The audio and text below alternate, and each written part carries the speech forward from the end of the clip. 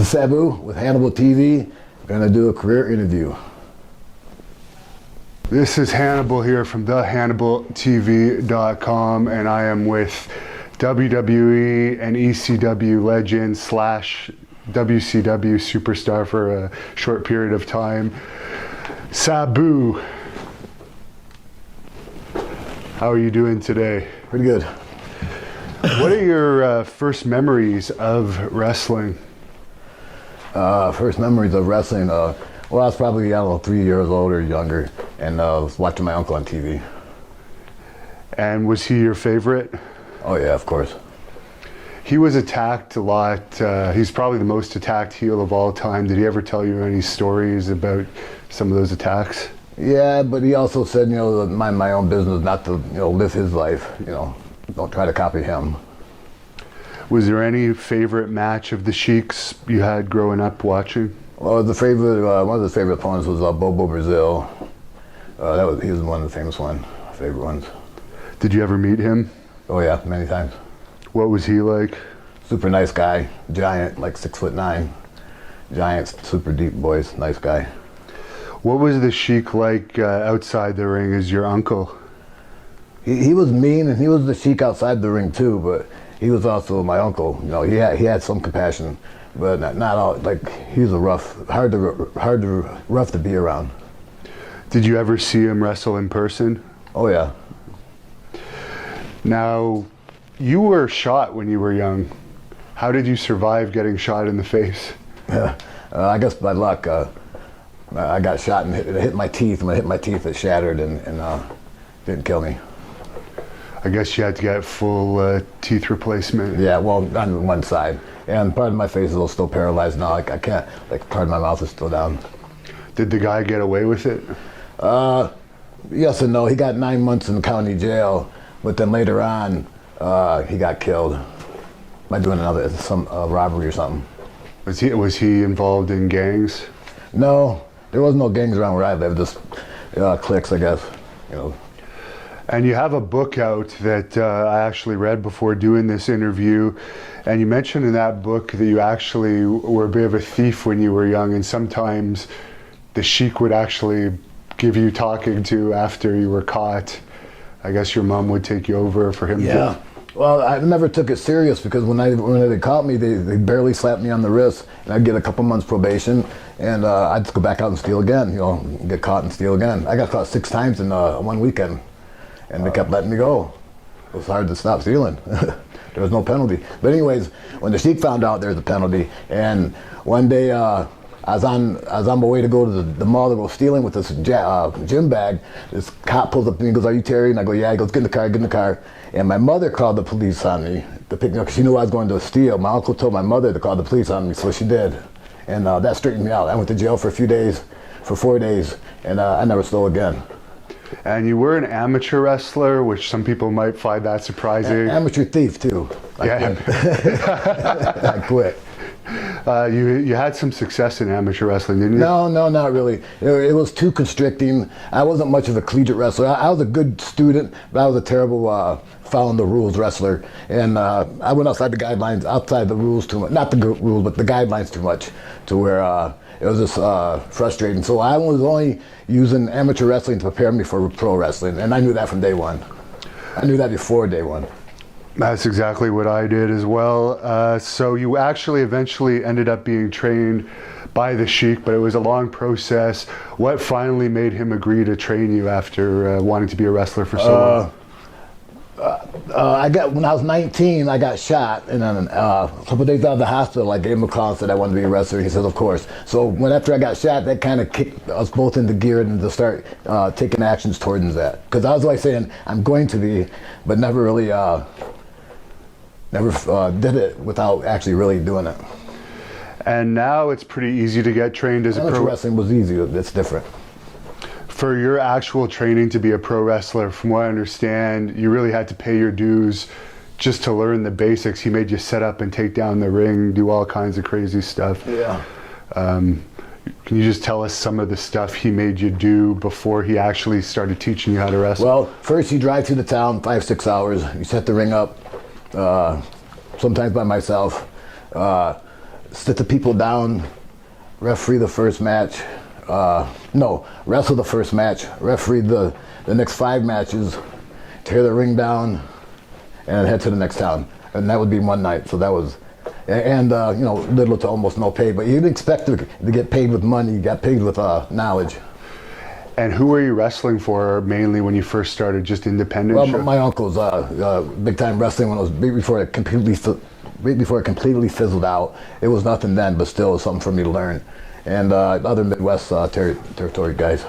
Did your uncle ever give you any insight into why he thought it fizzled out after having such huge success? Was it WWE taking over? Yeah, well, it was Vince buying up all the talent, offering the guys more money than he could afford to pay them, and more money than anybody could afford to pay them. At the time, more money than they were worth, but that changed.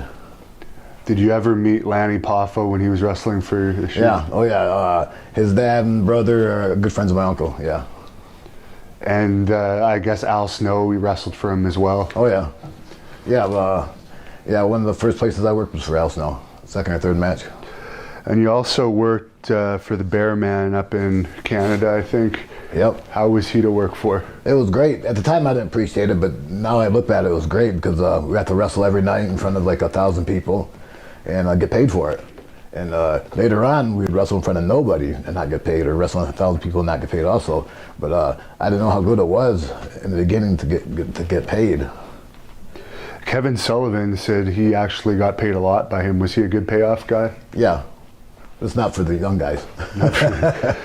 And you told a story in your book. You don't have to go into as much detail here. Obviously, his book's available online. I'll put the link in the description of this. But you said there was some controversy over Adrian Adonis's death when he was on a tour with the Bear Man. Yeah, they were doing a tour of Newfoundland, and Dave McKinley and one of the Kelly twins and Adrian Adonis, 2 of the Kelly twins, and Adrian Adonis, they drove off a cliff drunk, and the ring truck was behind them, and they followed them down the cliff, like 100 feet down the cliff, and found them in the water, and it looks like they took their wallets and stuff and then called for help. And then in the meantime, a couple of them died. One of them drowned when he could have got help, you know. Because you were saying Adrian had his Japan payoff with him. Well, he had a ring. He had a big ring, and his wife was missing it. And they asked him where that's how they figured out the ring was missing. I mean, that stuff was missing. He didn't have his ring with him, which he always had his ring with him. And the Wild Man had all the gate money. Yeah, the Bear Man. But that was cash. There's no way you could prove that. You worked for the USWA up in Memphis. Was that, you were booked by the Sheik, I guess, to work up there? Yeah, that was the first place I worked outside the independents where I was Sabu. Right before that, I was Terry SR. And I don't know what the SR stood for, but leading up from day 1 to 5 years later, being Terry SR meant Terry Nobody. It didn't matter who I was. No one's going to remember that anyways. So after 5 years of wrestling, of being Terry SR, my uncle named me Sabu the Elephant Boy. And about 6 months later, I went to Memphis. Terry SR, you were saying, stands for Terry Sheik's Revenge? No, I don't know. It could be. I say that sometimes, but I don't know. He never told me. Anybody who asked him, he always told them to mind their own business. He told me once to mind my own business. I never asked him again. I didn't care because he goes, it means nobody cares who you are right now. Nobody cares, you know. So those days didn't exist back then. Now there's internet and videotapes, and before there was a rarity that we got videotaped, you know. And Sabu the Elephant Boy was a story from a movie, I guess? Yeah, The Jungle Book. He always wanted to be the actor in The Jungle Book, this guy in the Jungle Book, and he was called Sabu the Elephant Boy. And Elephant Boy actually means like a cowboy. He herds elephants. It's supposed to be like a big deal job in India, but no one else understood that. So when he wasn't looking, I'd drop the Elephant Boy and just left Sabu, then everybody else would drop the Elephant Boy. No one else got it. You know, only one that got it was a Sheik, and I barely got it. But anyways, then this became Sabu. You know. How was working for Jarrett? It was all right. I can't say he was fair, but he was sort of fair. You know, he didn't promise nothing, he gave nothing, and actually he promised nothing and gave less. He was all right, I guess. Well, I can't say that much. Did you ever wrestle Jeff Jarrett up there? Yeah, a few times. When I first got there, I did, and I wrestled him a few times, maybe 10 times. How was he? He was a good guy to work with. A good guy to work for. Did you have much contact with Bill Dundee? Very little. What about Jerry Lawler? A little. You know, none of those guys had time to talk to us. The only time we talked to them was if we wrestled them. Right, because they were the stars, I guess. Was Robert Fuller up there at that time? Yeah, Tennessee stud. Yes, he was. He tagged with Jeff Jarrett at the time. Okay. Yeah. Yeah, I interviewed him. He seems like a nice guy. Was he all right? He's a great guy. What was your favorite You know why match? they call him Tennessee stud? No. Big old dick. I guess you saw that in the dressing room. Yeah, I couldn't help it. How was I seen that at the... the hotel room. I know you were never really into this type of stuff, but was the groupie scene still around in the Memphis territory at that time? Yeah, that was part of the payoff. If you didn't have a rat, then you're getting knocked some pay there. You know, you're like losing pay if you didn't have a rat. It was just something about that. Well, you territory. needed a rat to survive, like cook for you and clean for you, and like run back and forth to a real house with money and come back and not pay you, but take care of you. And I You guess make enough money wrestling. We made sometimes $15 a day wrestling. Sometimes, usually nothing. $15. If we got paid $15, that check usually bounced. I didn't have a good $15 check yet. Wow. But you know, if they give you a couple hundred, that might pass. But a $15, $25 check, it's not even worth writing the check. But it's not even worth cashing it because it would bounce. You know. what was the average crowd back then in that territory? A good house was 100 people, and for 100 people, I'd make $150. Wow. And that was like top pay venue. That's because I bitched. You know, I couldn't bitch for everybody, but I bitched, so they paid me a tiny bit more. And pretty soon after that, I guess you had your first chance to go over to Japan. Yeah, yep, That was the Sheik hooking you up, yes, and it was FMW. yep. What was FMW like in those days for those who don't know what that company was all about? It was, you know, blood and guts. But how it first happened was they were having this tag team tournament. Mr. Onita was having this tag team tournament, and he called the Sheik and he says, "You can come over and be in this tag team tournament. It's you and anybody." He goes, "Well, I'll bring my nephew." And he goes, "Bring anybody. We don't care." So they brought me, and then I happened to get over more than they expected, so then they kept me. But first I had to start just filling a spot for Sheik, just to highlight Sheik. What was the culture like over there? It was cool. What do you mean? It was Like cool. They don't, difference you know, between here and there, I guess. Like, they worship Americans more than we worship Americans. oh, really? They're cool. And you had some experience with sponsors because you were over there with the Sheik. Yeah, it's a lot of mafia sponsors, and yeah, yeah. I guess he was a legend over there. Did you notice when you were over there with him, he was treated even more yeah. differently than? Yeah. Even now, I mean, if he was alive now, they still treat him differently than they treat anybody now. You know, they treat him like he was a movie star, not like a funny athlete. Did he ever tell you who he liked working the most? Yeah, oh yeah. He liked like the guy I was talking about earlier, Bobo Brazil. Okay. And how did you start doing the barbed wire matches, which you've become famous for? I guess it started over in FMW. Yeah. One day I happened to have a barbed wire match. There was a 8-man tag barbed wire match out of the blue. I didn't know why we were having it, so I did it. And I tried really hard at it, or really tried my best at it, which meant I didn't think I'd see another one for 20 years. But I didn't know 2 weeks later, I had another one. I had 2 of them.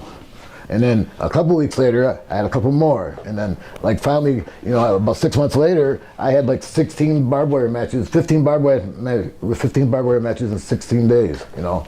And they thought I liked it, because I go, "Why am I in all these barbed wire matches?" He goes, "You love it." I said, "No, I don't." They said, "Well, you act like you do." I said, "Well, it's called being a professional. You don't love anything, but you do it because you're good at it.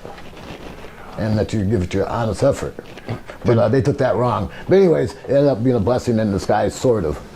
Did they have medics backstage in those days? No, they did on big shows, but they were scared to come over to our side. They only treated the Japanese. They didn't treat our side. Really? Yeah.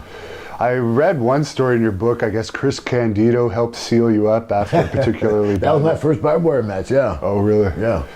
And you wrestled after basically sealing yourself up with super glue. Super glue and tape, and every night they'd break open. And then by the end of the tour, my hands got infected and stuff. But it wasn't because of the super glue. Everybody misconstrued that. The super glue is clean. It's oil based, not oil based. It's alcohol based, and so it's clean. And it was called surgical glue before it was called super glue or crazy glue.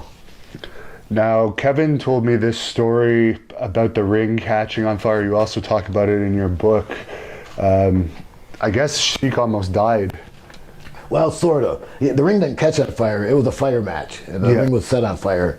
And it got too hot. And then so I jumped out first, and the Japanese jumped out, and then Sheik jumped out. But Sheik doesn't jump out. He had to crawl out slower than we did. So he got burned by the flames close to his back. Like he wasn't engulfed in the flame, but he got too close to the flame. And it was sucking the oxygen out of the air. Yeah, you couldn't hear or breathe, and it scared the shit out of us.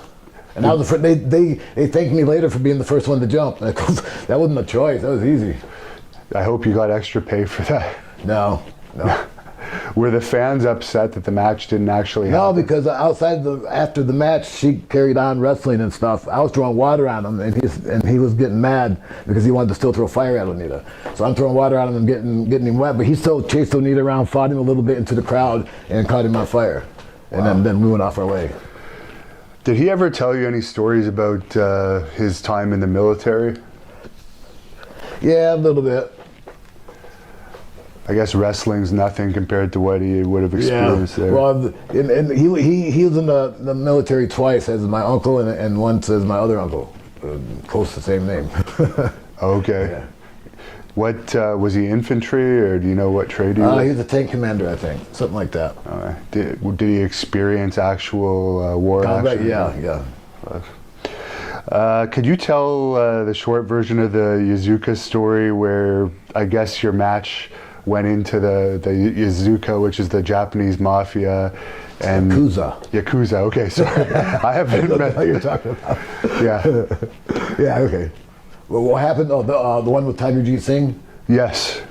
There was this time we're in Hokkaido, which is North Island of Japan, and there's a lot of mafia there, and they always said, "Don't go on this side over there. The mafia's over there." But like you run around through all the crowd, and you get to the mafia, you go around them. And so when I was with my uncle, he wouldn't go around them; he'd go right through them. So with Tiger Jeet Singh, one day Tiger picked a fight, and then I had a fight to help him to get out of it. And I guess Mike Awesome saved Mike Awesome saved me. The mafia had me down, like 10 guys were beating the shit out of me. And all of a sudden guys would start getting flown off me, and it was Mike Awesome started picking guys off one by one. Now, Billy Jack Haynes told me a story that he thinks that Mike Awesome, because of kind of the crowd he was involved with, may have actually had a hit done to him rather than kill himself. Yeah, he had a hit on him one time. I put on him one time, we heard. And Tiger Jeet Singh is another legend over in Japan. What was he like? I've heard some people say... He's okay to me because I was my uncle's nephew, or the Sheik's nephew. He was okay to me with the other guys. Like, he didn't treat them so good. And Horace Hogan was over there, Hulk Hogan's nephew. He was in WCW later. What kind of guy was he? Yeah, he was cool. He was one of my buddies. Horace Hogan. Horace Boulder, not Horace Hogan. Horace Boulder. Horace Boulder, yeah. He was later Horace Hogan, I guess. I think Boulder better. Yeah. He was a good guy. He was all right. He wasn't as bad as people. He just didn't get much credit because he wasn't as good because Hulk Hogan wasn't that good, and he wasn't as good as Hogan, you know. And the fake Razor Ramon was over there. He recently passed away. Any memories of him? Titan. Yeah, Rick.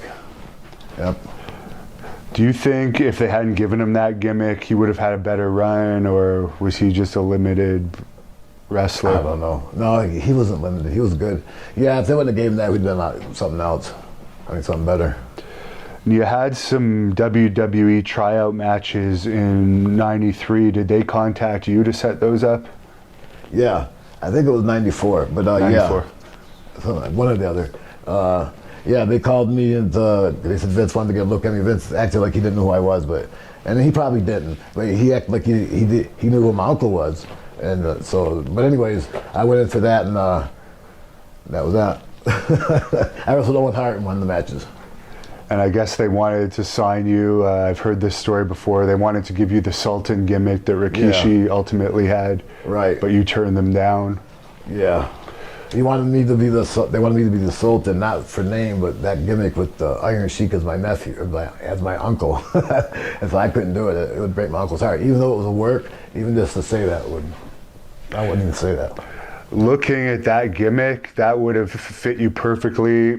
other than the Iron Sheik? Yeah. Because he's supposed to have had his tongue ripped out, so that's why he had this thing across his mouth. Perfect gimmick for me because I didn't talk. And then the look, they said they'd modified my look. At the time, they didn't show me that look, but I see the resemblance, Yeah, and everyone knew that it was Rikishi, so... Right, the other Samoan, the third gimmick Samoan. Yeah. He was a rapper right before that. Yeah, he was. And he was a rapper. That's true. That was one of the reasons why it didn't work. Yeah. The Iron Sheik, did you ever meet him? Oh, yeah. What did you think of him? I like him, and my uncle liked him too. Just that, because no one could ever really seriously compare the two, other than by name. The Iron Sheik and the Sheik, that's close name and gimmick, but the way they both were, you would never confuse one with the other. Not if you really knew better. So, and we liked him. He was all right. He was he's a comic. Yeah. Did you have any interaction with any other office workers in WWE other than Vince that tryout? I think that's it.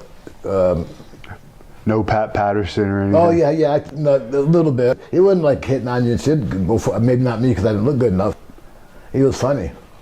Was there ever any financial offer made to you when they proposed that gimmick to you? No. Yeah, but at the time, it didn't sound like much. It does sound like a lot now. I would have took it now. And you were... At the time, I was so young, I figured if they're offering me that, I'm worth 10 times more. And that was around the time that ECW was starting to gain some steam. Yeah. Even Vince goes, how can you turn us down for a company that might not even be there tomorrow? I go, I don't know how. I just can. And I guess you got into ECW because you contacted Todd Gordon, who was starting it up. Yeah. Well, my friend Dennis Corluzzo, who ran New Jersey, who was Todd Gordon's rival, said call Todd Gordon. He was a sucker. I could get $500 out of him. So I called him and I was scared to ask him for 500, so I asked him for 300, and he said yeah. So then took off from there. But it happened to be the same day he hired Paul, but we didn't know each other was going to be there. I had no idea he was going to be there. He didn't know I was going to be there. So it happened to be a chance by one in a million shots that we're together. And what was your initial impressions of Paul when you first met him? Oh, he's brilliant, of course. And when you first meet him, he tells you everything you want to hear and 100 times more. And and a little bit of it's true, but you hoping all of it's true, but none of it's true. A little bit's true. And you feuded with Terry Funk. You beat him for the world title. Any memories of that? Yeah, that was a good match. That was the time I wrestled him in a barbed wire match. Yeah. That was probably your most famous match. Was there much plan going into that? I heard you say that, or I heard somebody say that wasn't actually the proper type of barbed wire. Yeah, the barbed wire is a little bit bigger. When we went into the match, we didn't talk about much. And the finish wasn't supposed to go as that. Was that when we got stuck in that ball, it hurt him too much to roll him on top of me. I wasn't supposed to go over. It was an accident. But we were on top of him, and they were digging him so much that I tried to pull him over me. I couldn't do it, not without hurting him. Did you experience any panic when you had your bicep ripped open? Yeah, at first I did, because when I looked at it, there was absolutely no blood. It was just straight down to the bone, and you could just see how my muscle and everything was opened up clean. No blood. And all of a sudden it started squirting out my vein, and then that's when I got the tape to try to cut off the circulation. But yeah, it scared me because after a while it got covered in blood. It didn't look so bad, but when it was not covered in blood, it looked terrible. It scared the shit out of me. And was there any talk at that point from Terry? We know he's crazy. Did he say, "Let's go home"? He was just like he gave me time to recover. Yeah, without looking silly. I see. And is it true that he actually kept the match going a little bit longer? Yeah, because when I was trying to get when I was fixing my arm, he was still beating me up, but he was keeping the match still alive. I kind of ignored him at that moment. As long as he wasn't picking me up, I didn't care. Now, they did have medics backstage for that show, right? Yeah. And I heard that you took 50 stitches without any sedatives or anything. 150, not 50. 150. Yeah. Wow. 50 of them fell out the first night because they didn't tie them very good. And they were made with such big stitches that, it looked like a 100-pound test line. It was so thick. Because it was just the EMTs that did the stitches, right? Yeah. What are they called? Damage control? Yeah. The EMTs? So they, did they ever... One was a rat. I'm serious.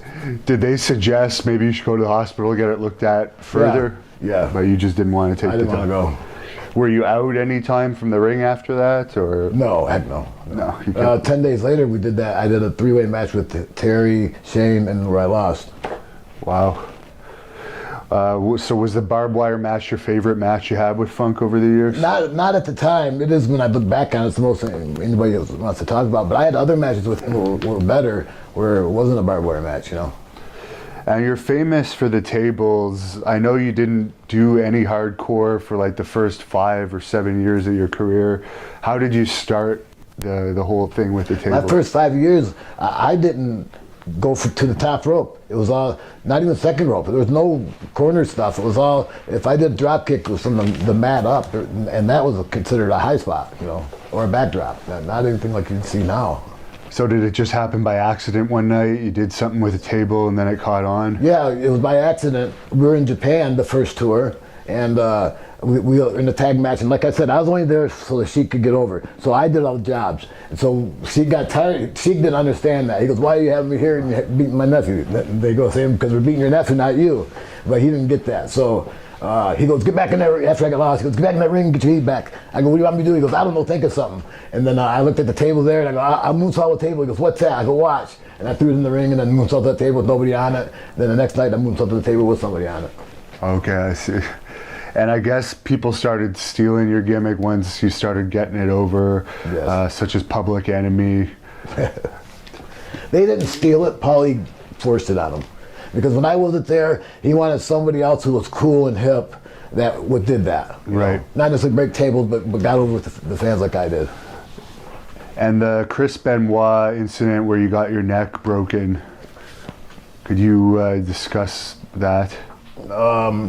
That was an accident, and I never held him responsible, but I didn't like him. I didn't like him before that, but I didn't really like him that much after that. But not like what I thought he. I can't say I knew what he was going to do with his family, and I dislike him for that, that's for sure. Yeah, what was the reason you disliked him before that? I was with him in Japan, and we were never friendly together. He wasn't friendly, you know. I see. If you didn't wrestle him, he didn't even say hello to you, you know. Oh, really? Yeah. And what was he like in the ring? Obviously. Well, it was all business, you know. Yeah. He took it too serious. And I heard you say that he actually went to the hospital that night to check on you again. Yeah, he did. Like a sissy. And the craziest thing was you kept wrestling with a broken neck. Yeah, I had 2 weeks off, and then I had to go to Japan for 4 weeks for FMW and 2 weeks for New Japan. Wow. And for FMW, I wore a neck brace. For New Japan, they said, "Can you take the neck brace off?" I said, "My neck is broken." They go, "Yeah, but can you wrestle with the neck brace off?" I go, "All right." Since they asked me to, I'll do it. You know, as long as they understood I had a broken neck, and they didn't give a shit. They didn't care. What was the reason for jumping to New Japan? Just a better payoff, or? It was better payoff and more respect and time to grow. You know, I didn't double cross Onita. He gave me the blessing eventually. Before I actually jumped, I was threatening to jump the whole time, and for a whole tour I was threatening to, and then I actually did it. You know. Who was your favorite opponent in New Japan?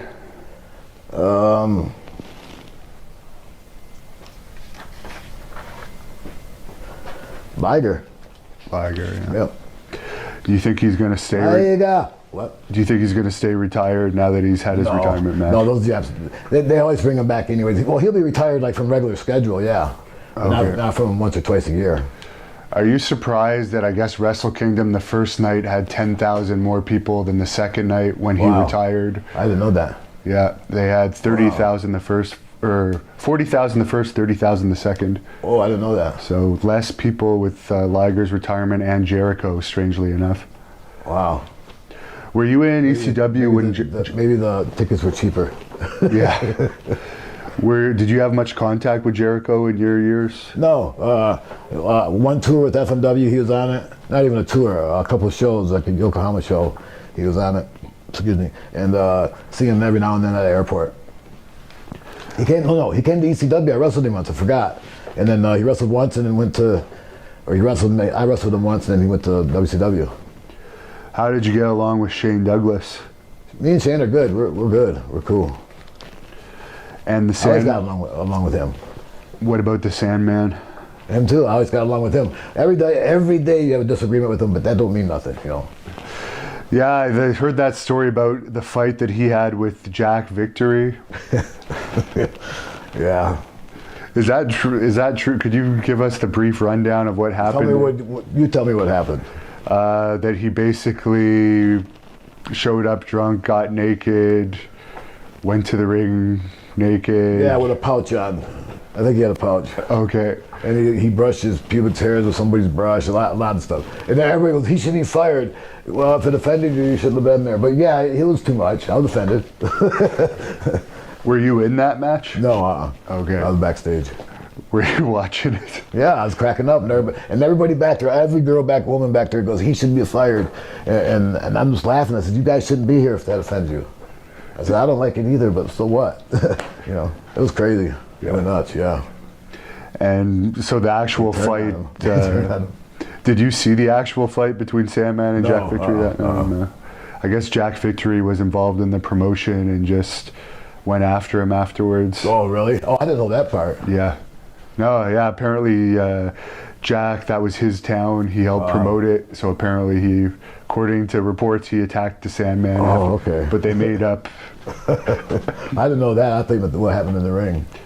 And there was a feud with Taz. How did you like working with him? It was all right. It was stiff and, you know, competitive, but that is not what it's supposed to be. It ain't supposed to be stiff and competitive, but since it is, that makes it a little more funner. But it don't have to be stiff and competitive to be a good thing. Because he had an issue with you, I guess, over you taking a New Japan booking over an ECW booking. Yeah. I had I double booked it. I had April 8th in Japan and April 8th in the States. So I figured I could make both dates. But I wrestled the one in Japan first, then fly home and arrive about 7 p.m. and wrestle the one at 8 o'clock in Philadelphia, but it didn't happen that way. And so when I didn't make it, he cried like a baby. Paul. Paul was like a woman scorned. He took it personal. He couldn't believe it. It's like I didn't show up at dinner one time or something. And why do you think Taz never had the longevity? Like, he never really wrestled much. He had a couple years. Yeah, he didn't want to. He didn't want to. He got what he can out of it and became the ring announcer. Now look at him. He's fucking premier ring announcer in the world now. Did you ever work Dean Malenko? Commentator, not ring announcer. Commentator, or whatever the fuck you call it. Yeah, I think he's commentating off and on for AEW now. Yeah, there you go. Did you ever work Juventud Guerrera in New Japan? No. No. Have any? Just because I dealt with him recently and I didn't have a good interaction with him, so I was wondering if that. Yeah, I never worked with him. Okay. Did you ever wrestle Eddie Guerrero? Yes. I wrestled in Japan when he was Black Tiger. How was he in the ring? It's great. He's really good. Best.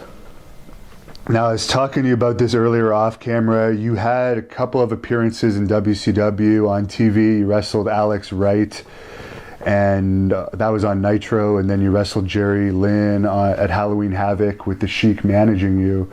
How did those matches come about?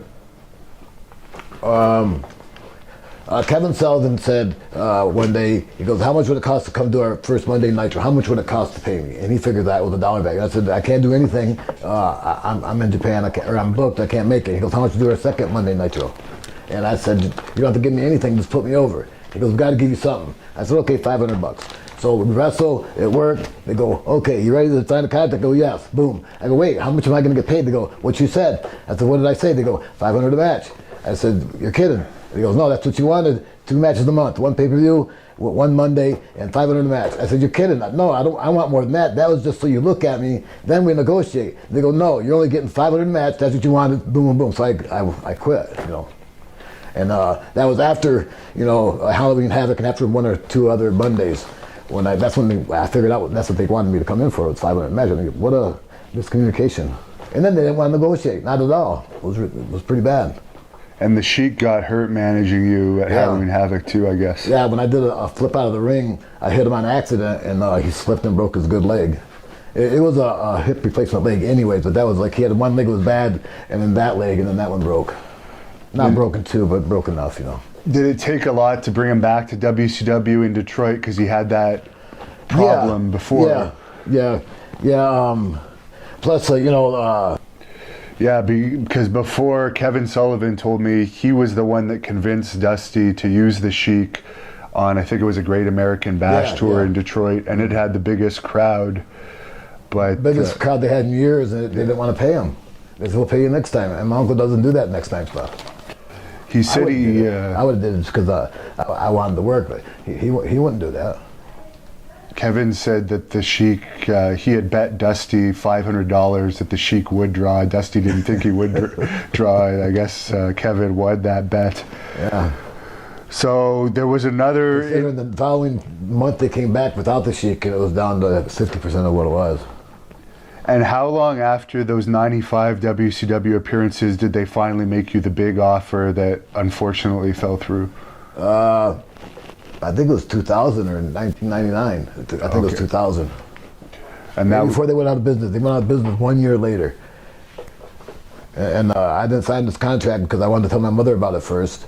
And but before I could tell her, somebody seen me having a meeting with Kevin and J.J. Dillon, and they told Paul Lee. So Paul Lee threatened to sue, and they backed right off. Before I could tell my mother about the contract, I was already getting threatened to be sued. It mattered like 6 hours. If I would have signed it right away, it would have been a done deal. And for Rob Van Dam, you've known him since he started training. What were your first memories like of RVD when he first joined the Sheik's camp? Him and this other guy, Samson, came out and was introduced to him and all that, you know. He was very gifted. He was very gifted. I heard him say that he broke your jaw in a training camp once, trying something, and you were kind of cool with it. Yeah, because I told him to try it, and he wasn't sure with it. I said, well, this is how you be sure with it, by practicing with me, not with somebody else, you know. Wow. And you wrestled him, of course, in ECW and many times throughout your career. Yeah. Any favorite match of you and him?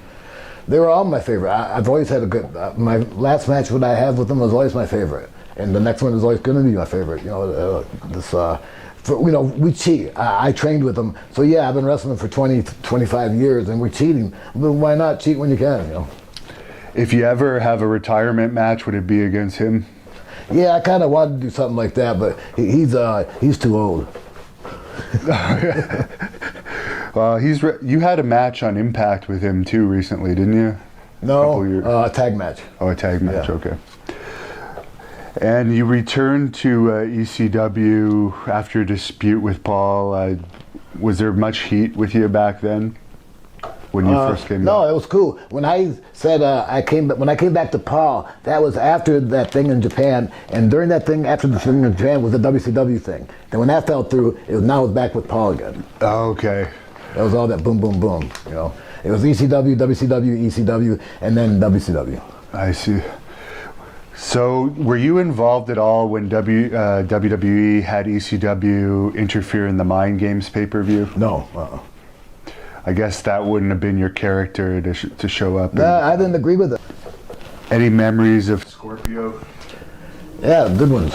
I had some great matches with him. And the WWE did an invasion of Raw. You were probably the most memorable part, jumping off the Raw sign, but I read that there was actually issues with that.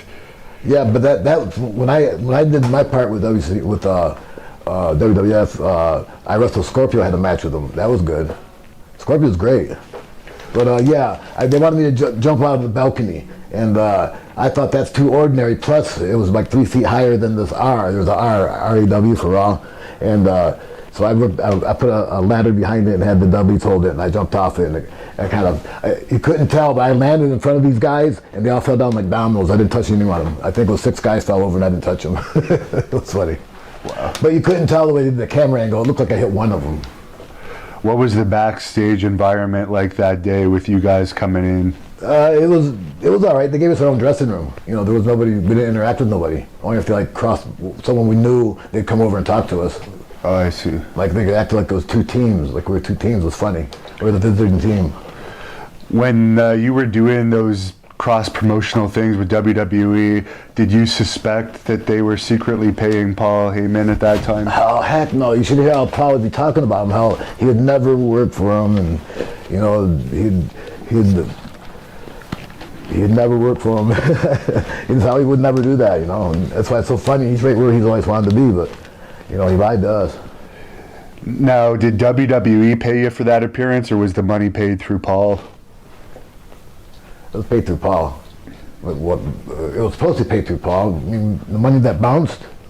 Yeah, I was just wondering if like Vince gave you a check after that Raw appearance, for instance, or if they paid Paul and then they paid Paul. We didn't get paid for that. We got paid, you know. Okay, it was part of At that time, I was supposed to be making a weekly salary. Now, I never really got that weekly salary, but I was promised a weekly salary. So I could do 10 shows in a week or 3 or 1, and I got paid the same. That's how I looked at it.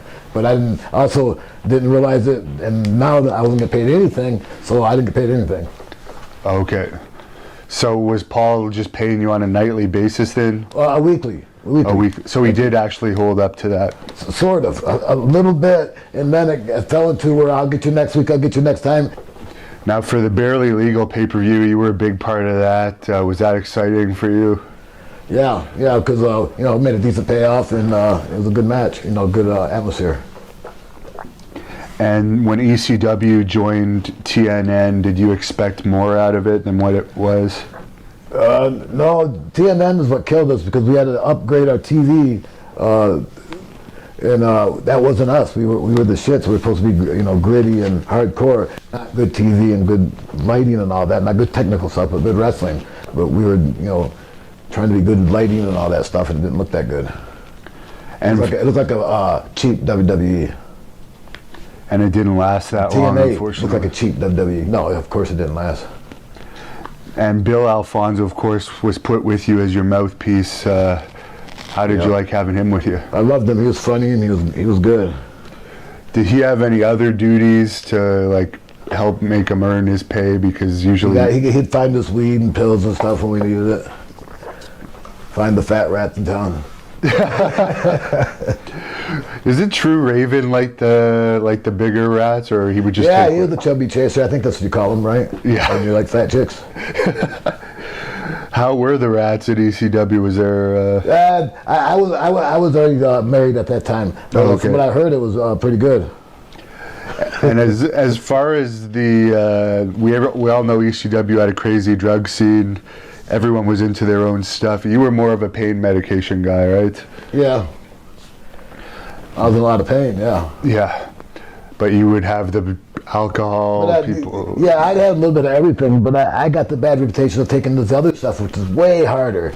But I only take pain pills, you know. But I had the reputation of taking all kinds of other stuff. Now, who hasn't? But on a regular basis, no. My regular basis was pain pills.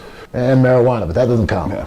Marijuana, well, it's now legal across Canada. I think it's legal here in California. Probably. Legal in Vegas, too. But it's legal to me, so that wasn't considered a drug. Yeah. Well, unfortunately, it did screw you over in WWE. Yeah. But not really. I got fined, and that was, you know, and Rob got the shitty end of the stick on that, but yeah. He lost his WWE title because of that, I guess. Yeah. Now, I don't know why they had, you know, Big Show get caught for exposing himself, and these other guys doing a lot worse, and they didn't, you know, do nothing to them, but they were trying, because they said people were looking at us to be fuck-ups, and so then Rob fucked up, you know. So what's wrong with that? Say it was an angle. And reading that story in your book, it seemed like you almost got away with not actually getting arrested for that. It seemed like the cop was almost going to let you off, then he got a whiff of it. Yeah. And then he was, you know, he pulled all of our stuff out on the highway and said he didn't know who we were. Then he puts the belt on himself and spins it. And they said he didn't know who he was. I said, then put that fucking belt away. Because the people were driving by and they could see us, the other wrestlers. And before we got back in the car, everybody already knew. Vince and Johnny Ace already knew. What was... Johnny Ace goes, what do you want me to tell Vince? I said, don't tell him anything. Mum's the word. You had to go around and apologize for doing it, I guess. Yeah, but it was a fake. I laughed. I apologize. Now, when ECW closed, you had already left, right? You had joined XPW. Yeah, but it was really, yeah, okay. I worked for them. There was no, like, joining. If I had an open date, I wrestled for them. If I didn't, I worked for somebody else, you know. Okay. And you did mention in your book, I found this very interesting, that in the official, I guess, bankruptcy documents of ECW, Paul Heyman alleged that he owed you $2. I think $2 or $3, yeah. And like Shane, he admitted he owed Shane 140 grand Yeah, or something. 150,000, and he admits he owes me $3. So that was just like a little joke. He actually owed you more than that. Yeah. But how was XPW? It was kind of the shits, you know. It was a low budget ECW, but I was the top dog there. But that don't mean nothing. Because you're top dog in a bunch of shit, that's nothing to be proud of. Right. And Rob Black, I've read you were saying the type of porn he was into wasn't even just regular porn. It was like really disturbed. Speaking of shit, it was like shit porn. Yeah, you'd be surprised. And you were saying there was rumors, I guess, that he actually put a hit on one of the wrestlers for sleeping with his wife. Yeah, they tried to cut his dick off, but they cut his thumb off. Yeah. It was even on America's Most Wanted. They were searching for the guys that did it, but it was Rob Black. He put the guys up to it. They said he wanted his dick. He wanted to get his dick chopped off and have the guy's dick, but they couldn't get it. They stabbed him in that groin area, but they did chop his thumb off, thinking who's gonna know, right? Well, Rob Black knew. He washed it off and checked it out. He goes, "This ain't a dick, you know. It's a thumb." And the guy ends around with a missing thumb. You know, thank God it's only a thumb though. But he got They actually tried to cut his dick off, and we're gonna leave until they got a body part, which is crazy. But the guy, what was his name again? I don't know his real name, Billy, but he was called the Messiah. I don't know other than Billy something. But he was fighting back, and they couldn't actually finish the job. He said actually they cracked him on the head with a fish tank, and then he seen them stab him in the groin. That woke him back up when they stabbed him in the groin, trying to get his dick with one chop, but they didn't know they had to saw it. Yeah, so they ended up like popping his thumb off. That's crazy. Yeah. Were you the one that recruited Terry Funk into XPW? Yeah. Yep. And I guess the biggest show they had was that LA Sports Arena show here in LA. Yeah. Yeah. What was the crowd for that one? I think it was like 3,000. It was pretty good. It was good. And that would, especially for an arena where WrestleMania was, I think WrestleMania 7. Was it? Yeah. And 2. I think they also had 2 here. Yeah, it was good. I liked it. Now, there was that infamous XPW, ECW fight. You weren't involved with it. I got Shane Douglas's version of it, but could you just tell, you know more the XPW side of it, I think. Yeah, but I wasn't there. They did it without my knowledge. They said something to me about it, and I laughed. Like, who's going to do that? Nobody shows up to someone else's show and disrupts it. Nobody does that. If you do that, you just bring heat on yourself and it looks stupid. And they did it. I thought they were joking when they said it. So when they did it, I wasn't that informed about it until afterwards when I heard that this guy got beat up or punked around or whatever it was. Yeah. You know, I was, you know, I had nothing to do with it. And then my ECW friends thought I did have something to do with it. I go, no. If I knew something had anything to do with it, I would have stopped it. And I guess you said it was actually the ring crew that the ECW guys ended up beating up rather than the actual wrestler. Yeah, it was the ring crew. And one guy, he was a wrestler, Homeless Jimmy. They beat him up. Okay. He had almost nothing to do with it. So how did you end up going to TNA? Did they reach out to you? Yeah, they Jeff Jarrett and those guys, they called me for their very first show. You know, I worked for them since day one, where it was Mid-South Coliseum, I think their first show. And after that was Nashville every week for a weekly pay-per-view. And I guess Hogan once... That was like 15 years ago. Hogan once stooge you off. He saw you sleeping and he ratted you out to the office on one of your TNA That was rooms. Flair, I think. You did say that Flair had an issue with the Sheik. I guess he was taking it. He cut a promo on us, and then he goes, "I never liked your uncle either." I go, "You motherfucker. You gotta throw that in there." And I guess he was doing, it was almost a half rib, half real. He would run away from you whenever you... Yeah. He'd run around like a goose. Run away like a goose. It was funny.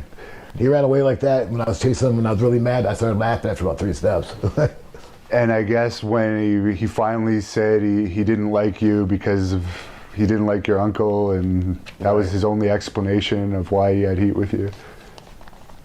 Were you ever a fan of his before you realized you didn't like Yeah, it? of course. Yeah. Of course, everybody was, you know, if you really like wrestling. So it was nothing personal, it was just Not like... personal. I didn't like him personally. Like they said, don't meet your heroes. Well, they're right. Wow. Yeah. Are you surprised he's still on WWE TV? Yeah, he's still going and still relevant, you know, still fucking on the young people's tongue. And you Under were... the chop, everybody, whoo. That's true. Now you were People who don't know they're doing it, do it.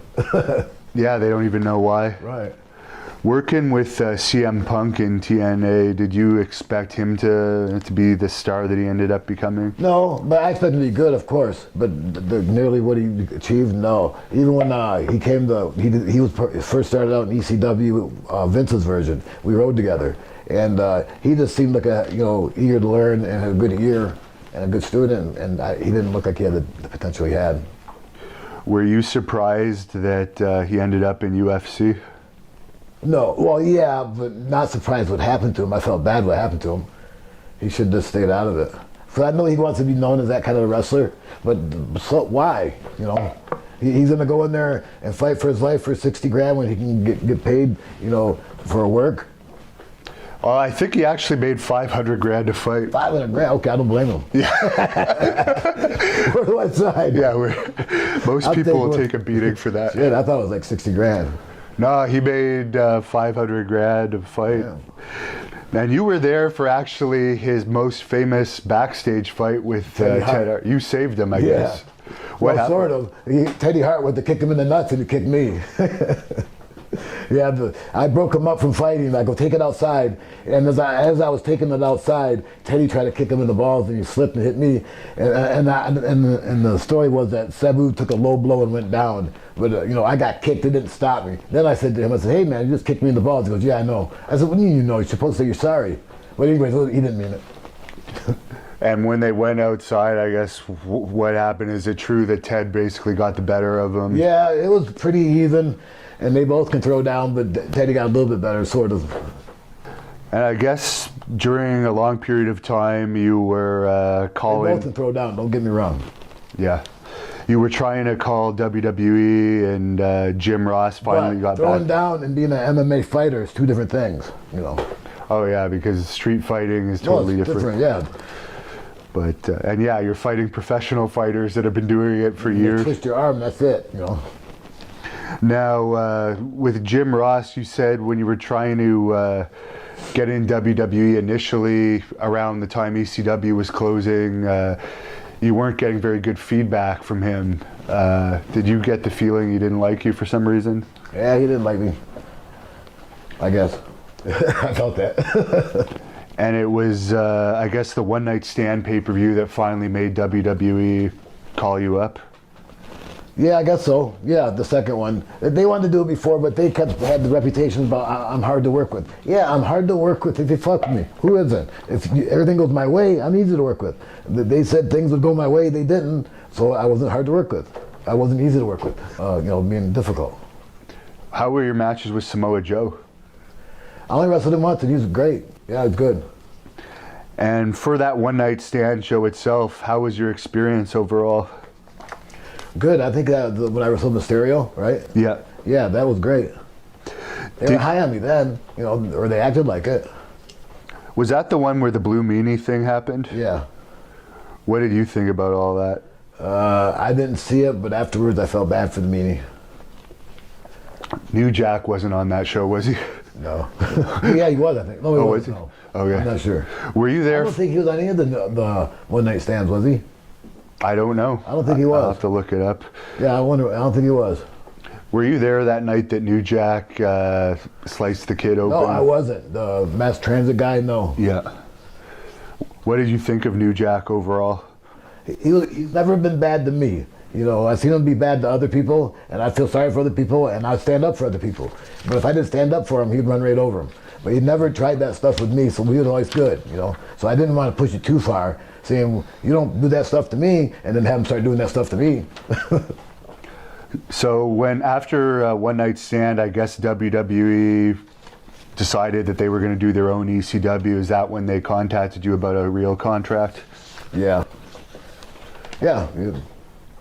Was that just for ECW at that time? It was basically a contract for... Well, it was you know, WWE. It wasn't even an ECW contract. It wasn't such thing. Okay. There was no ECW contract. Was there ECW house shows? Yes. They were labeled ECW, but still same payoff, same everything. Okay. How did those... Same bank account, I mean. Did they ever go to the ECW arena? Yeah, yeah. Did it draw okay? Yeah. You know, it would draw bigger than we had during ECW days because it can hold more.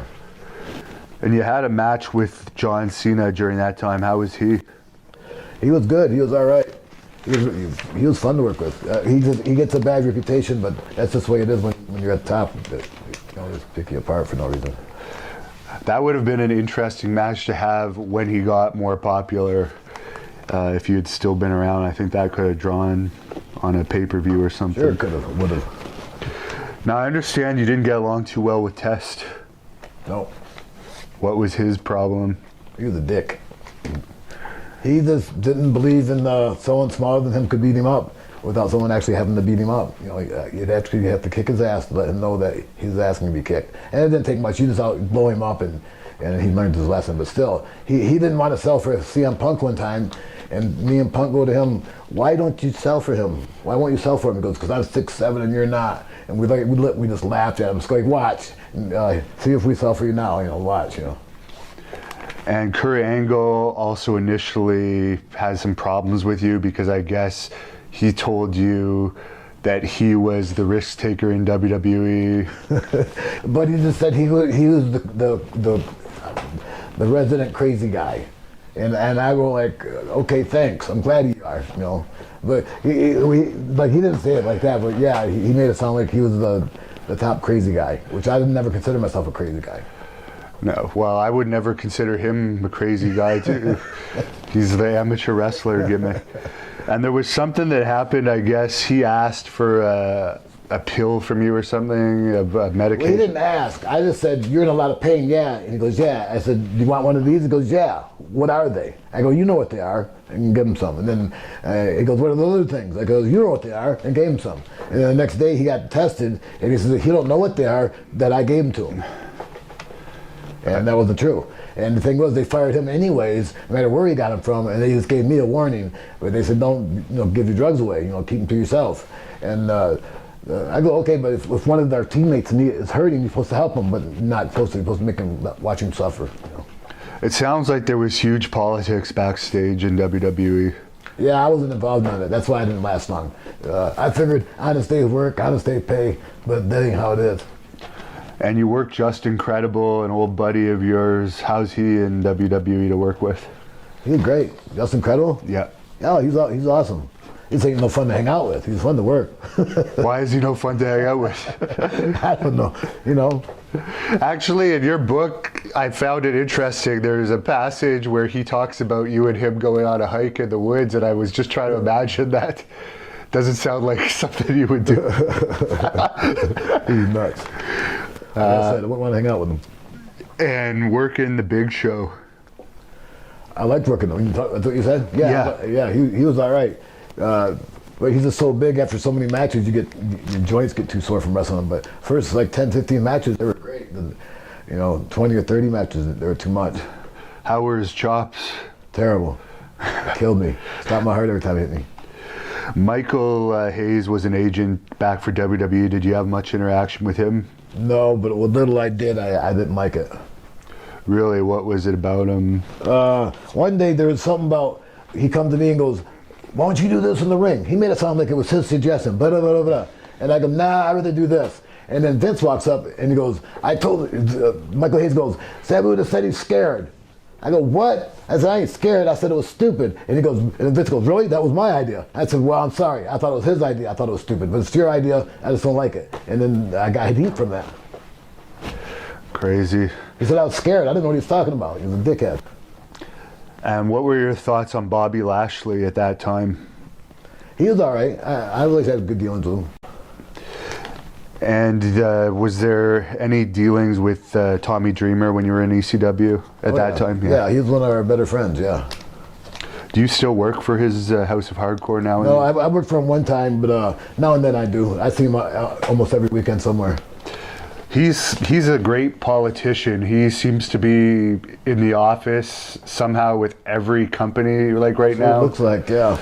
So, yeah, he's got the ultimate pull. Yep.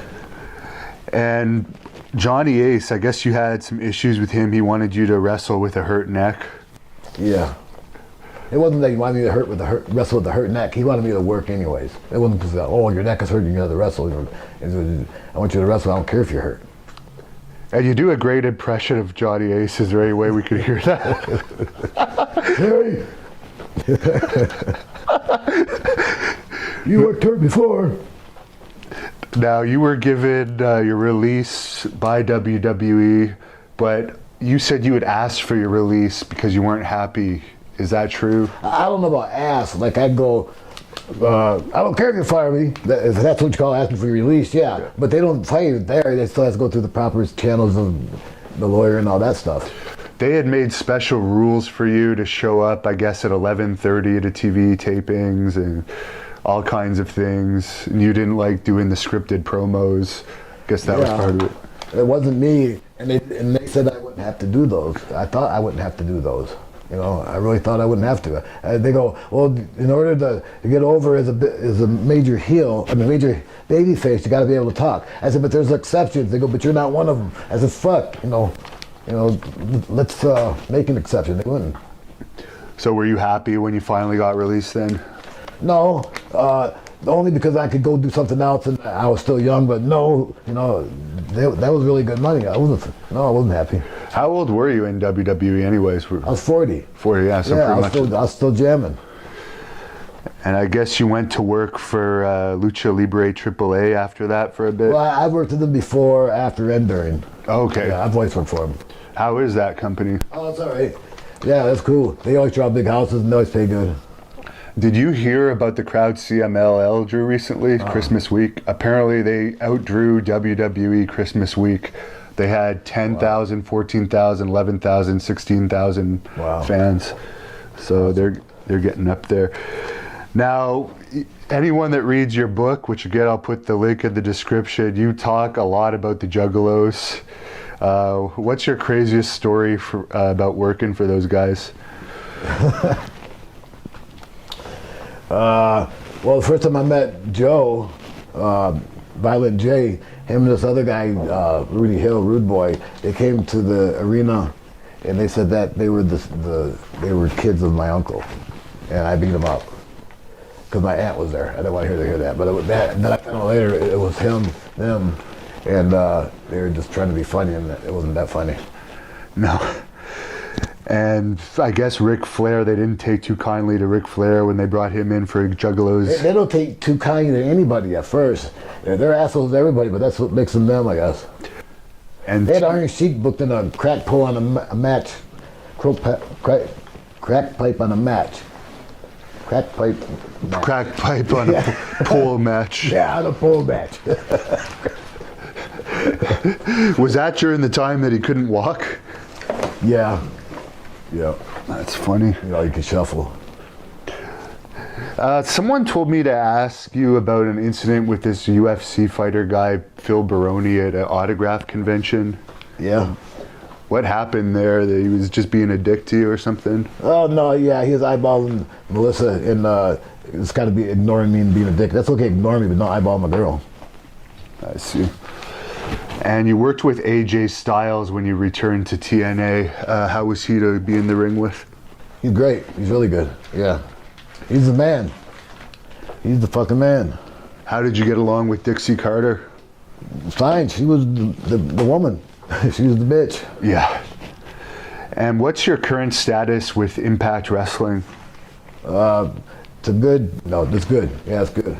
I still work with them now and then, so I don't know how, am I going to be wrestling there? Every now and then, they just call me when they need me. Now, the Sheik was inducted into the WWE Hall of Fame. Were you surprised they put him in?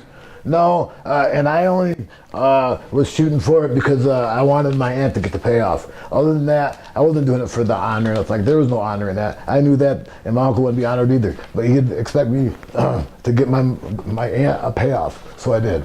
And But it was no honor. I don't give a shit about it. If they put me into it, I'll take it for the payoff. Do you think he would have been proud of you with all of your accomplishments if he'd still be around today? Yeah, yes and no. He'd also be saying, see, I told you they're going to steal that table. I told you they're going to steal that. I told you. He'd say that. What's the worst injury you ever had in a match?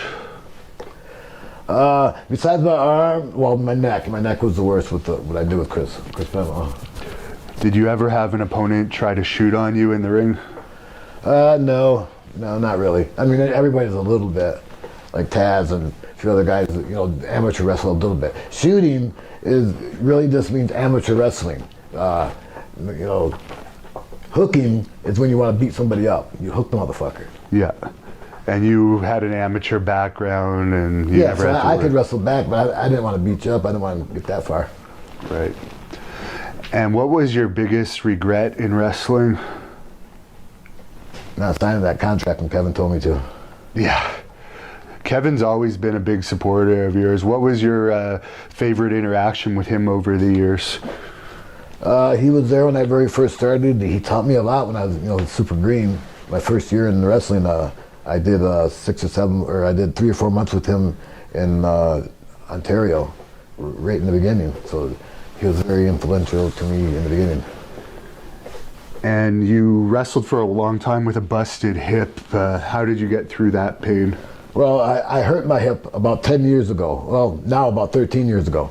And I sold it for 10 years, and then finally I had to get the hip replaced, and I did. You know, and that was spent like 3 years. Now it's like a new life. I see. What's your current relationship like with RVD? We're good. We're neighbors. We both live in Las Vegas.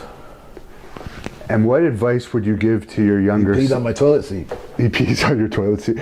What advice would you give to a younger you now, if you could give yourself advice when you were just breaking into the business? Pee on his toilet seat. No, I don't know. I'd said yes in the beginning. When Vince first offered me some money, I would have took it. What are your thoughts on Jeff Hardy? He's cool. He's one of my good friends. And if you could punch one person in the face with a fist wrapped in barbed wire, who would it be?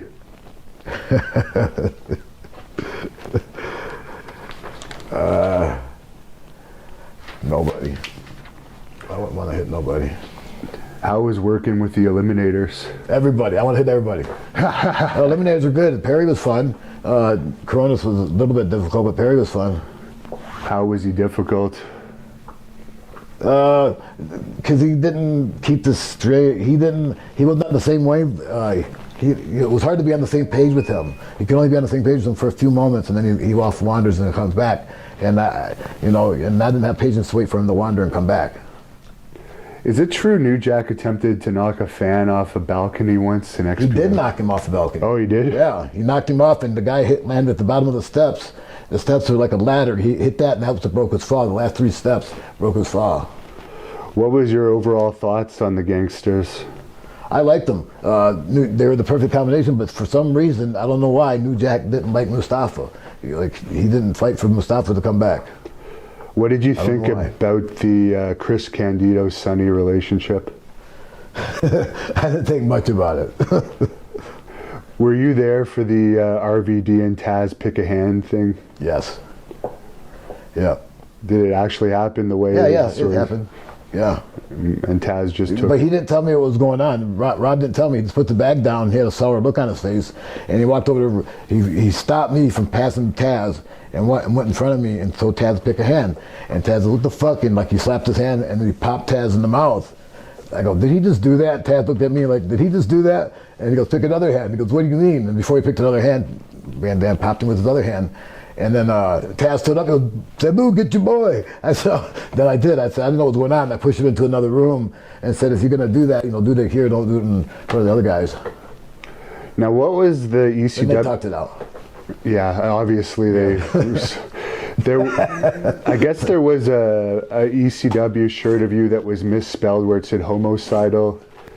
What was that? Was that just an accident, or was no? Taz did that on my very first T-shirt. He made it pink and black because he thought pink would offend me, and he spelled it homicidal instead of homicidal. And he thought that would offend me too. I said, it can't offend me. I can't read anyways. It's spelled any way you want. I can't read it.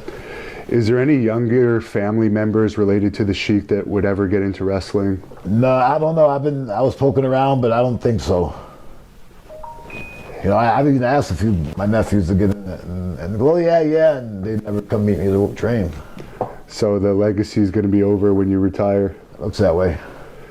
Now, Rick Rude was in ECW for a while. How did you get along with him? Great. He rode with me in my motorhome a few months before he died.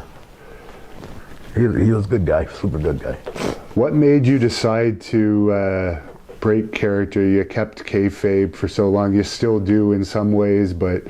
Gotta get paid. If you don't talk, you don't get paid, right? And believe me, I don't like talking. I don't like spilling my guts. So if you want me to spill my guts, you gotta pay me.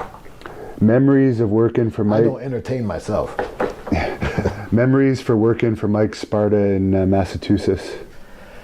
He still owed me some money. That's so funny. He told me if I booked Scott Hall, he'd pay me. So I said, if I book somebody else and take the hit if you don't pay him, then you'll pay me? He goes, yeah, I said, fuck that. It's funny. Is it true that Paul Heyman helped get you a better deal for One Night Stand? Yes and no, yes. He didn't stick his neck out. He probably got me a worse deal and didn't tell me. He probably got more out of me than I did. Do you speak any other languages? No. A little bit of bullshit. No, Japanese, I guess. What was Hardcore Homecoming like for you back in 2005? That was all right. That was a match we did right before the first One Night Stand. That was all right. I liked it. It was a three-way barbed wire match. Me, Shane, and Terry Funk. So that wasn't very good that way, but you know, it could have been better that way. But that was still fun. I got a fan question. What's your favorite restaurant to eat at?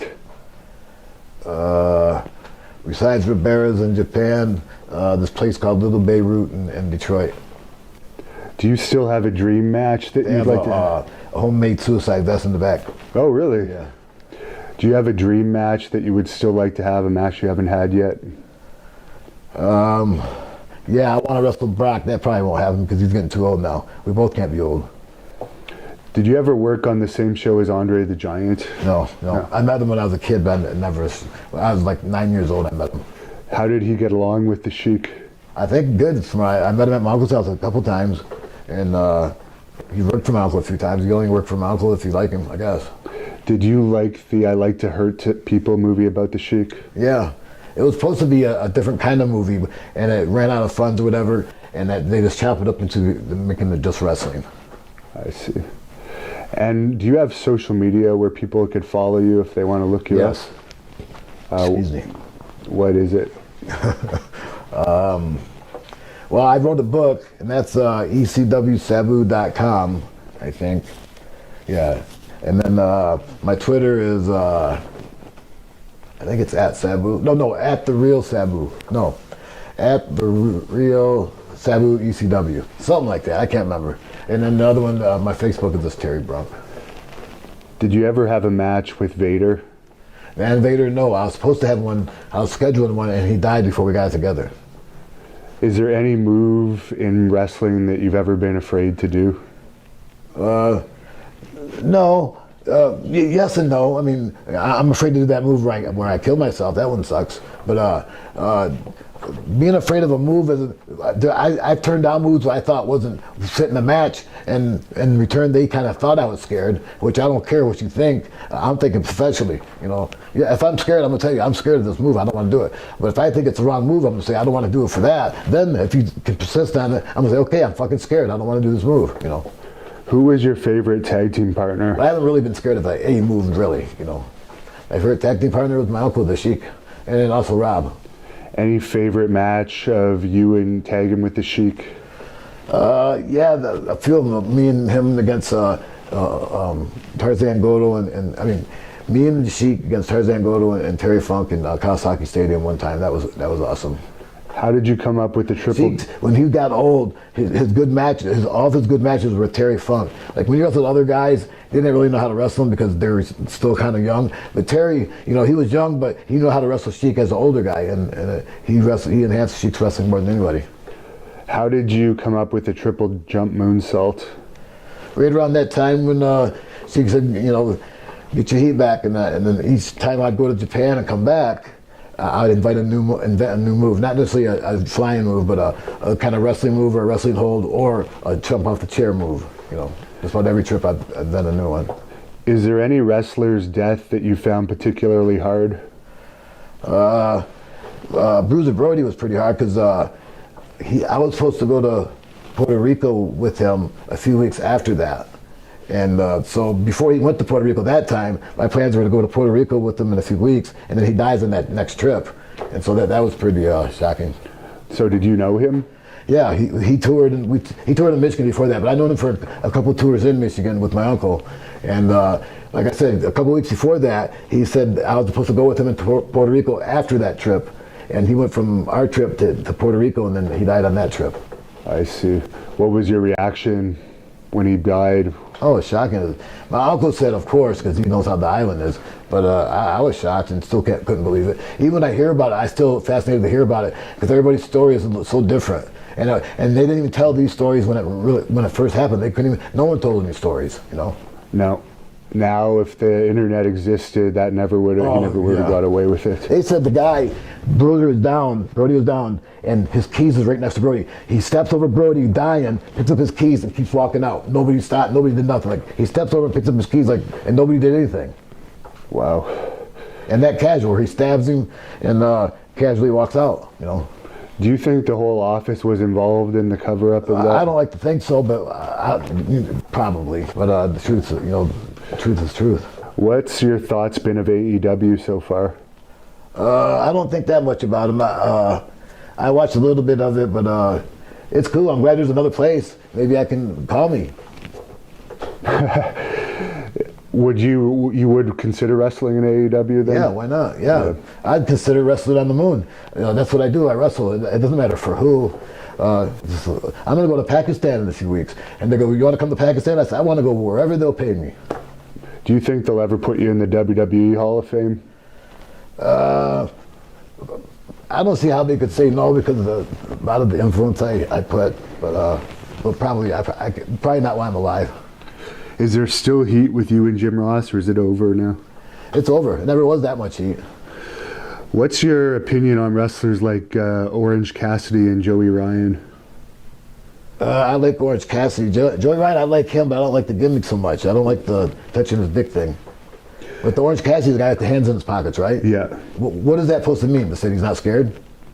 I have no idea. Okay, well, it's okay. I like that better than touching the dick. What's your craziest travel lodge story from ECW?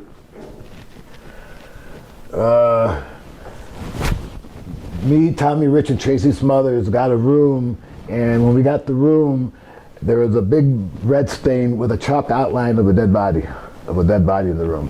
And we go, hey, we want to change our room, and so they came in and put a throw rug over the chalk line. Wow, that was great. And how did you end up with your current manager? We didn't have cameras back then. Nobody had a camera. They had Polaroids. You took pictures of rats, and that was about it. How did you meet your current manager, Super Genie, and how did this whole situation happen? I met her in LA 15 years ago, and then about 5 years ago, I started hitting on her. Well, I got divorced from my wife about 7 years ago, and I started hitting on her about 6 years ago. What's your side of the story between the altercation with Shane Douglas and Scott Hall in ECW? I don't know what it was about. It went back from when they first broke in, I think. I don't know what it was about.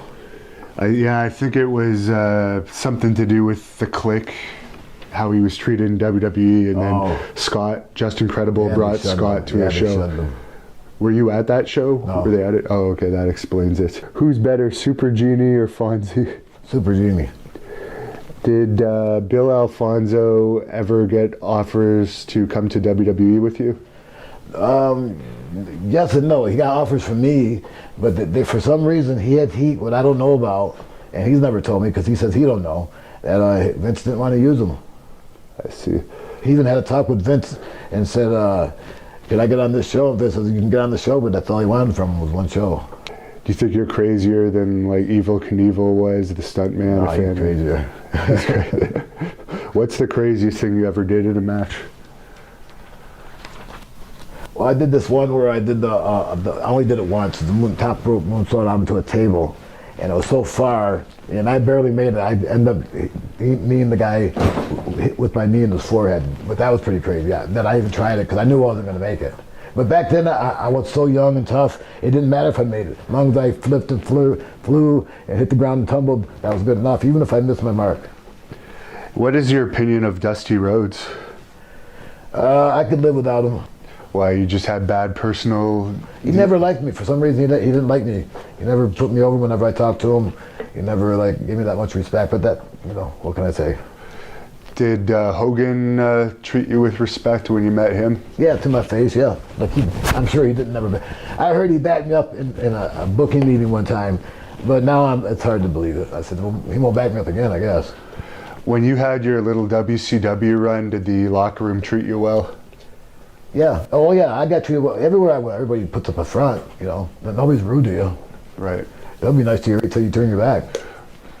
What's your best advice to an aspiring heel wrestler? I don't know, because I would say learn to work on your feet, but that ain't how you're supposed to work now. I like working on your feet, but that ain't how the wrestling is now. Everything is choreographed. I don't know. Would you ever have a wrestling school? I know you ran your uncle's school. Yeah. I started to have one a few years ago and I changed my mind.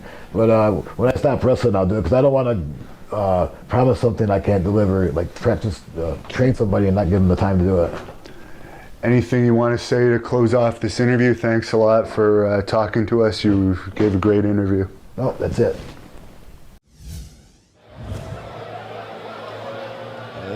Ladies and gentlemen, this bout, one fall, 20-minute time limit. Introducing first, he is guided to ringside by the Taskmaster, the devil himself, the legendary Kevin Sullivan, coming to us from Levittown, Puerto Rico, weighing 265 pounds. He is the Blood Hunter. The devil himself, Kevin Sullivan, has found himself another monster in the Blood Hunter out of Puerto Rico. And think of the chaos that Sullivan has caused in the 4-year history of PCW Ultra. Kevin Sullivan, a mastermind behind the success of War Beast early in their careers, and now brings the Blood Hunter from Puerto Rico, a man with a chip on his shoulder. We don't know much about the Blood Hunter. We know he stands, 6'5" tall. And we hear stories, we hear rumors that he is a vicious murderer. But speaking of vicious killers, my God. And we know a lot about this music and what comes as a result. And the opponent, being guided by his super genie. He comes to us from Bombay, India, weighs 235 pounds. He is the homicidal, suicidal, genocidal, death-defying legend, Sabu. What a reaction for Sabu. We've had our share of hardcore icons here in the Ultratorium.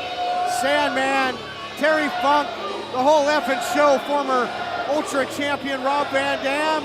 And how about this? Sabu in the house.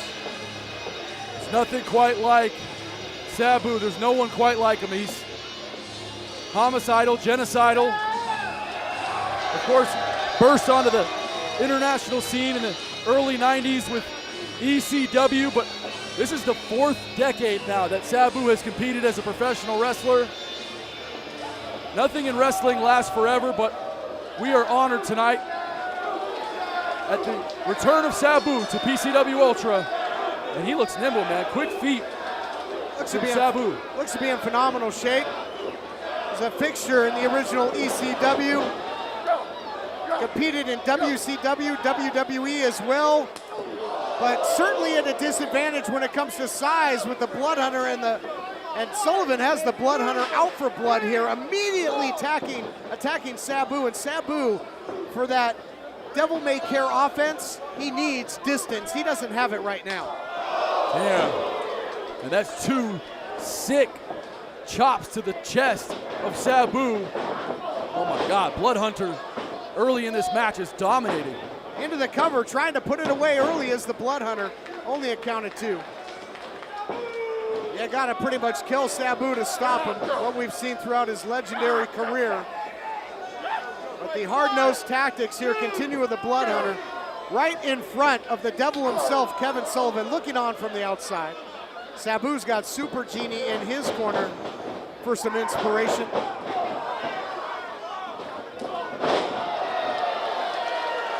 Big strike by Sabu, floors the big man, Christian. Yeah, Sabu undersized in this match, double reverse. Oh wow. Imbalanced, Bloodhunter just flies over that top rope. I think he tried to hook it, stopped himself in the corner, but he went flying out to the ringside area. And now, oh man, now the wheels are about to fall off on this one. Well, expect a lot of leniency by referee Rick Knox. There we go. Sabu is the unofficial world record holder when it comes to chair throwing, Christian. I think it's official. Pretty sure Guinness awarded him that back in 2004. Super Genie going into that lamp and pulling out chairs. Another big shot there by Sabu. Sabu, former ECW heavyweight champion, ECW television champion, tag team champ a couple times over. Once with my former broadcast partner, Human Suplex Machine, Taz. They faced each other quite a bit as well over the years. Oh, she's got another one. Just violently disregarding that chair into the chest and stomach of the Bloodhunter. And oh my God, flying forearm from Sabu. Innovative offense, always able to incorporate the twisted metal of a professional wrestling environment into his matches. And Bloodhunter gonna try to answer. Oh my God!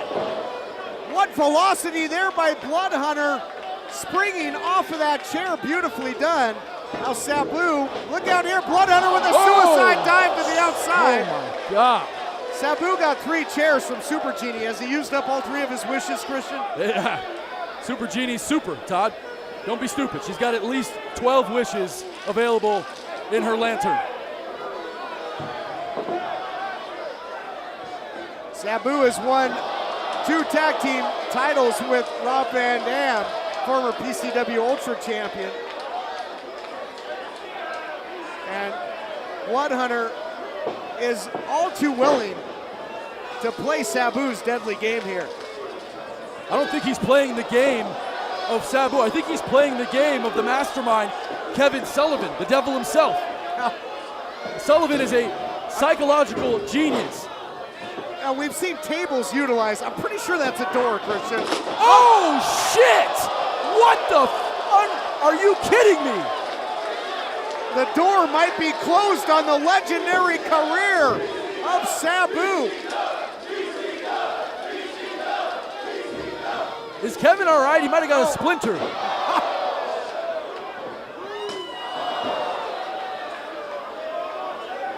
And we knew this match would be violent, TK. We knew that there would be foreign objects. Dom Vitale had a long conversation with Rick Knox before this match and said, we want to see a winner. It's our anniversary show. Rick Knox letting pretty much everything go right now. I am speechless at the carnage here.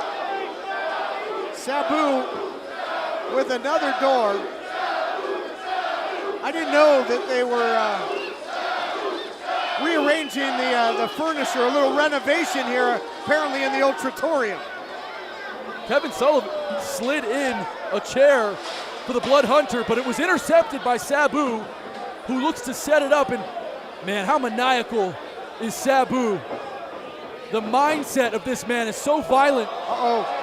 Look out here. Might be looking for that Arabian face buster here, partner. This is bad though. There's a door underneath the face of Bloodhunter. This could be awful. There it is! Yes! Oh my God, what is happening at 2K20?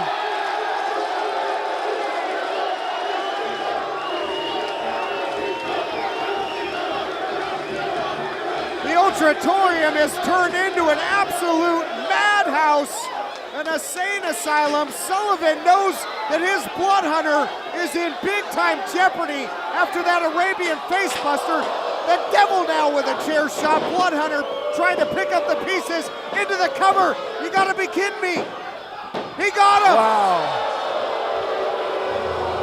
Ladies and gentlemen, your winner of this bout, the Blood Hunter. And the bloodthirsty fans of PCW Ultra, they're hypocrites. These people are hypocrites. When the violence was purveyed by Sabu, everyone was on their feet cheering. As soon as Kevin Sullivan and the genius of that man was able to get the violence and turn it around, all of a sudden they want to boo. Thank you for watching the Hannibal TV. Please like this video if you enjoyed it and click the subscribe button to not miss any of our latest shoot interviews, match videos, or news updates. Support us on patreon.com for $1.99 a month to watch our full shoot interviews ad-free and help our channel grow. Follow us on Twitter at the Hannibal TV for instant updates.